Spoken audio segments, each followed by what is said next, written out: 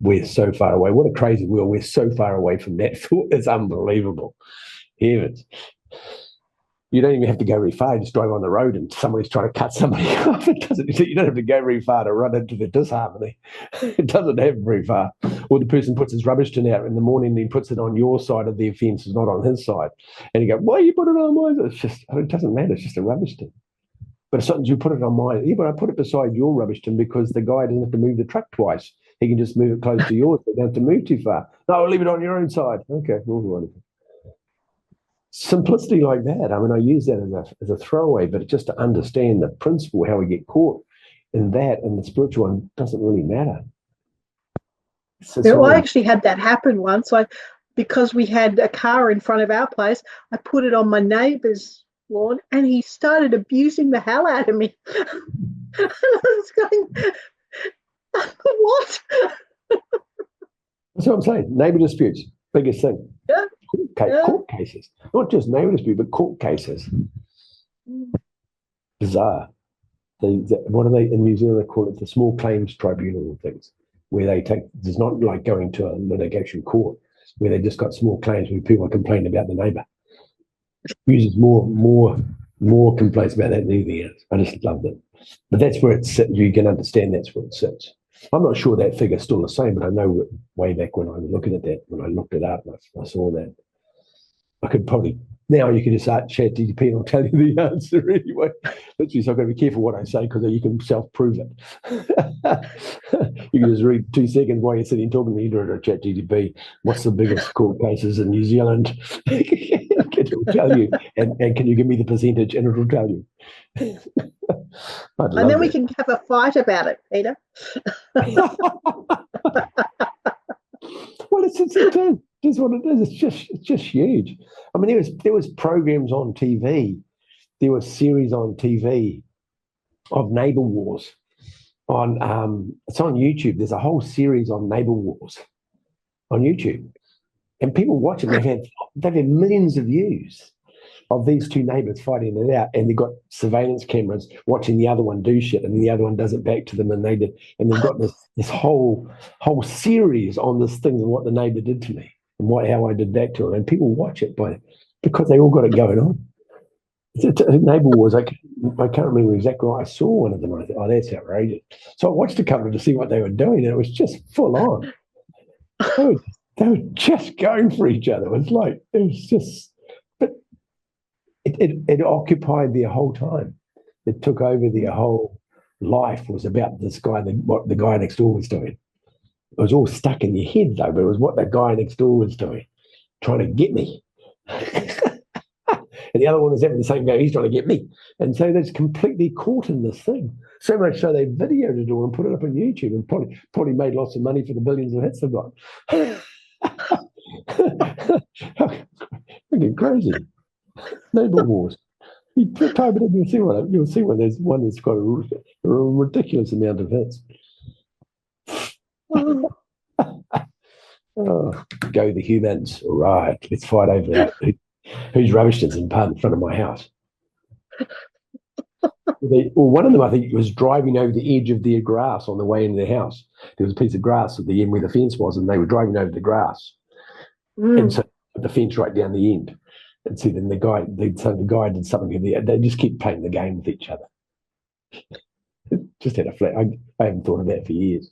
I remember watching it. Outrageous. Anyway. I use driving as my way to know where I am spiritually. If, someone cuts me off and I just bless them and send them Reiki and, say a little prayer for them to get safely where they are. I know I'm in a good spot. If I start going, you effing idiot, I know I need to upgrade. Yeah. I still need the upgrade on that one. I haven't quite worked that one out yet. It's one of my stories. It's one of my stories I have that somehow I think I should tell people how they should drive. I got it from my dad. I know where it comes from, but it's not an easy one to break. But there's a piece of it too. I've got 2 stories wrapped up in that. One is I want to tell them how to drive because I think I know how to drive better, so that makes me a better person. And 2 is that they're threatening my safety. And so I have a piece of the dirt because I've tried to unpack this to try and work out why I had such a reaction.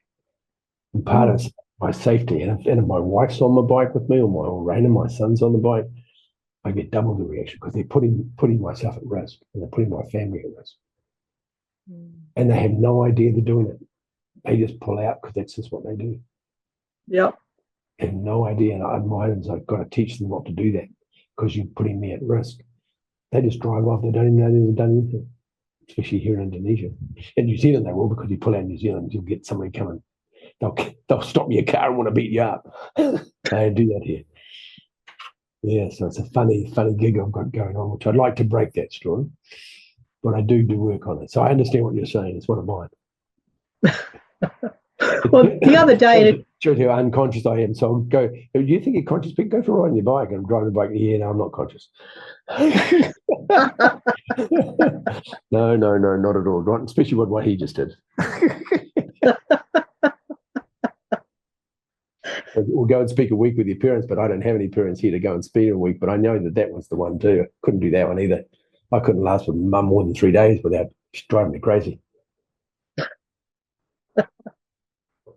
I couldn't. It was so difficult. It was so difficult because she had a lot of judgment on people, and she was always putting everybody down. And I'd say, it's okay, let it go. And then she'd say something else, and I just couldn't let it go. Mum, how can you say that? Have you met everybody, that 8 billion people in the world? How do you know they all do that? You'd have no idea. And she'd go, no, we just have a fight. And I just, that's it. I couldn't keep it. I couldn't just let her, for some reason, have all these indirect, what do they call it? Absolute language. Whereas everybody does that sort of like, I just only listened to it so long, and I just it got me. And that's another work for myself again. Another one of my judgments. I couldn't stop challenging it. It's just impossible. I failed miserably. I understand that one too. I've got a 97-year-old great aunt, and she's so racist. And it's just... Same. And I'm also saying, Auntie Betty, you can't say that. Oh, but wow. My mum was the same. She, unless you're a white, middle-class white person, she just didn't like you. She didn't like Indian. She didn't like Chinese. She didn't like anybody. She didn't like anybody in Eastern Europe. She didn't like Islanders. She didn't like Maori. She didn't like anybody. There was nobody she liked. She had judgment on a woman. It was bizarre. She was the most racist person I've ever met. It was my own mum. And so I've had to fight with that in my own, because that was my teaching when I was young as well. I don't have it now. I have a lot more acceptance, and we are who we are. But yeah. Okay, Mum, you give me all this shit to deal with in my life. Thanks. Well, it's actually not to deal with, to let go. Let go the opinion, thinking it's right. They're just opinions. And realize they're just made up. And I'm basing my life on my opinions, which are not actually really true. It's just that I've been taught it, and then I go along and I spend the rest of my life trying to unpack it, to let it all go, and realize that none of it was true. It was just her opinion. And it would have come from her mother and her mother and Ben and her mother.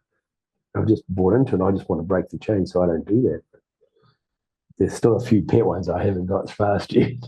I've got the rest of my life to deal with these ones, to let them go. You're not perfect yet, Pete. We forgive you. No. I don't think you can ever be perfect. I don't think that you've got enough time to get through all the stories. I don't think you have enough stories to get rid of all your opinions. Anything you have an opinion about or a point of view, you've got to challenge it, because who told you it's true? Somebody said the other day, says, do you know whether that's true or not? And where did you get that thought from, that you believe that's true? And they go, oh, I don't know. I said, that's great. I said, you don't know. It's come from somewhere, though, isn't it? The mere fact that they didn't even know where it came from, I just love that. I mean, I don't know where mine comes from. So I do some of them, but to the other ones, I don't know. I've got to do something in my day, don't I? I've got to fill my day up with something inside the mind. I've got to let go. Because I think because they're great things for the mind to hang on to. They're all things to give your mind food. Because if you let them all go and you just accept people for who they are and have no judgment of people and just know people just show up the way they are, and life just is, and then life unfolds and whatever happened to you, if you could just do that, life would be so simple. But man, that's not an easy thing to do. Because if you want to know the stories you've got, heaven or God will present those person in front of you so you get to see them. They'll just show up. They'll just show up with the story. They'll do something and you'll get a action and go, okay, well, there's one. And I've only got one to do. And then you turn around the corner and there's another one. You react, like, oh, there's two. And you go, oh my God, how many is there? And I just don't know. Because there's ones I don't even know. Have you seen? There's a new book that came out, I think it was last year, and I don't know who the author was, but it's Let Them Be Theory. Okay, good. And it's just, whatever it is, just let them be, and it's really beautiful. Yeah. So you got to have the ability. Well, you got to have. You don't have to, but the suggestion is to have acceptance of people who they are, and just accept that's the way they are. And even the term "let them be," there's still a judgment inside those terms. That word. In my head, I can hear "let them be." It's like, let them be there. I'm over here, but let them be what they're doing. And so I have a judgment with that heading only because of the way I understand those words. But other people would say, let them be. They won't have the same reaction I get, but I get a reaction. Let them be there's a positioning of myself, and they're over there, and I'm letting them be over there, but I'm over here. They can be over there. I'm here, right here. And so that's my story. It's like having compassion for somebody. I have a story around compassion, because who am I to be compassionate about somebody else? Where am I positioning myself that I have compassion for somebody else? The cheek of me. I just go, well, yeah, I don't know if I should have compassion for myself. But it's just, the word for me is about having understanding why people are and why the way they are, and accepting that's just the truth. And not have any idea that I should fix them, and have acceptance as the way that people are in the world. And then take that back myself, accepting the way I am, and choosing to try and better myself, be better at sport and just do better, and not react and accept people and not have the judgment, and do my best at trying to create that in my life. Because when you don't have judgment, life's a lot easier.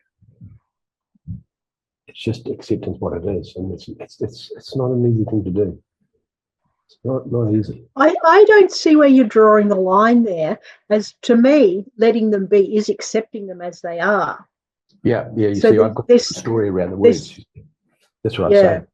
So you hear "let them be" the way you see them accepting the way they are, but I "let them be." I hear that as my story of what I think those words mean. So you see, even in our translation of the words, you have a different understanding than I do from the way I was brought up. If you say that to me, I'd say that that's what a different thing. And I'm not saying I'm right. I'm just saying I have a reaction to that because of the words, because what they mean to me, but they mean something totally different to you. And that's what I'm saying. This is correct.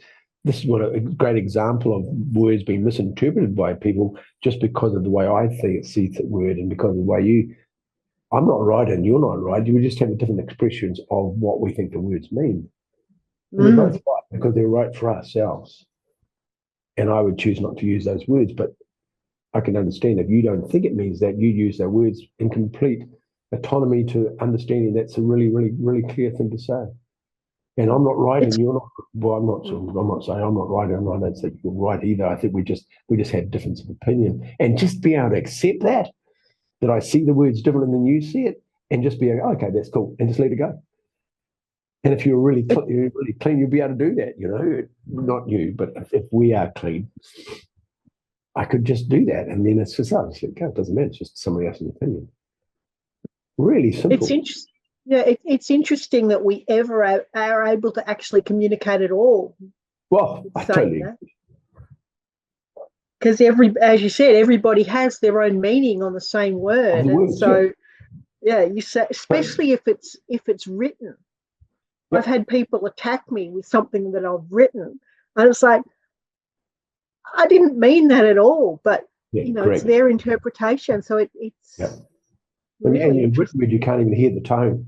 You don't see the body Mm, language. You can't hear the tone, which is most of it. I think they did that study about that, how high the tone was, of mm, how high what was inside the tone, and the actual word itself was very little. And written word has no tone of body language. So then it's just your interpretation of what you think they're saying, because all you hear is untoned words. It's so different. It's so different. You can, because people can say something and it just changes the tone and it has a completely different concept of the word. mm. You know, you could say, something like, oh, you're a fool. And you think, yeah, area, oh, you're a fool. And as soon as you change the tone, it just, I did that because it's really easy to hear the difference. But one was a light-hearted one being a joking. The other one was, I was actually calling you a fool. And it's all exactly the same words, but the tone is everything. And people don't realize that the tone gives away what your intention is, because the tone is really, really, I listen to the tone, not the words, because I want to know what they're really saying. And so, and Chinese medicine teaches you to listen to the tone, not the words, because you want to know how healthy the person is. So you're listening to how they're speaking, that the energy behind the words, not the words themselves. One of those funny byproducts of listening to people talk, or listening to myself talk. Yeah, it's great, isn't it? I remember, I don't know if I told you, I had a class one day, and there was like 40 people in the class, and I said, I want you to think of the word courage, and I want you on your pad, just write down what you think courage means. And so I gave them 5 minutes or so, and they wrote it all out. And I said, right, we went around the whole room, and everybody thought courage meant something different. There was no two people that had the same word in for it. And the weird was, that's not what I thought it was. And I said, well, what I think courage is da-di-da-di-da-di-da. And so now when I'm talking to you and I say courage, you guys all interpret it the way you think it is, and it wasn't what I said. I said, how, we pointing back to what you said before, how can the language be misinterpreted so much? Because whatever I say, people are going to interpret what they think I'm saying, not necessarily what I'm saying, because their understanding of the word. That's why the English language is such a funny language. Interpretation. Chinese characters have Chinese characters, which are stories.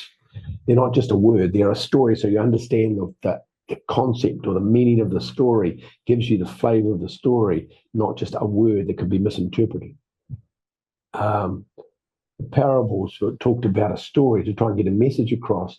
They put them in story form so you can understand it. Most indigenous groups and people in the world have stories. They have stories that they've carried through to try and explain a principle.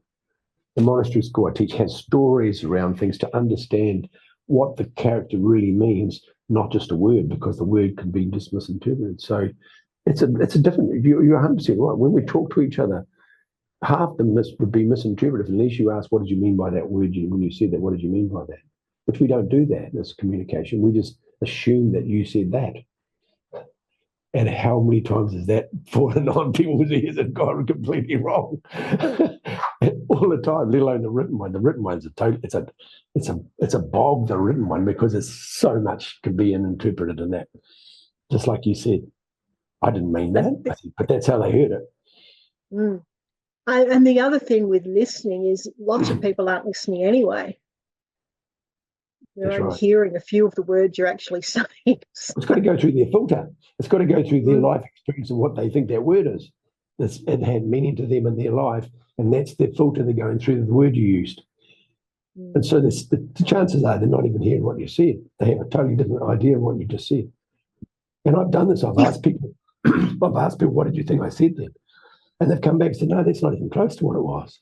Okay. I've just got And to then I grab the realised phone, how Peter. much the word is. Sorry? I've just got to grab the phone. Okay, go. I'll let someone else say something. Morning, Susie. Morning, Sabrine. Sabine, hello. They're busy. They're busy running around the house doing housework listening. Hopefully it's been interesting to you too anyway. So it's an interesting subject.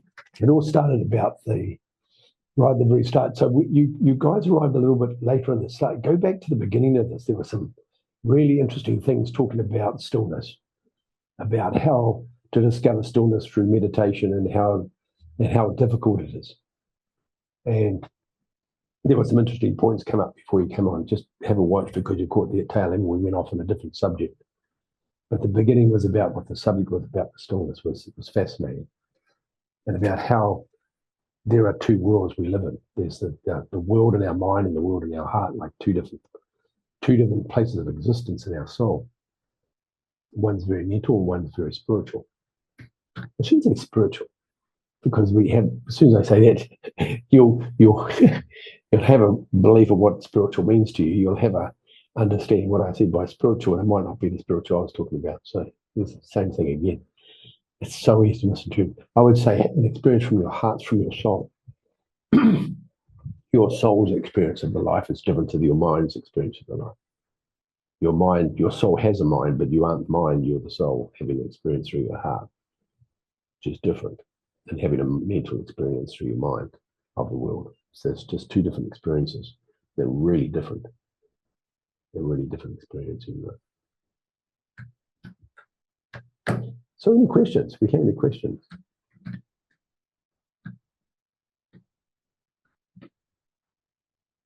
We might need to end it there then, because Kerry's gone off to answer the phone.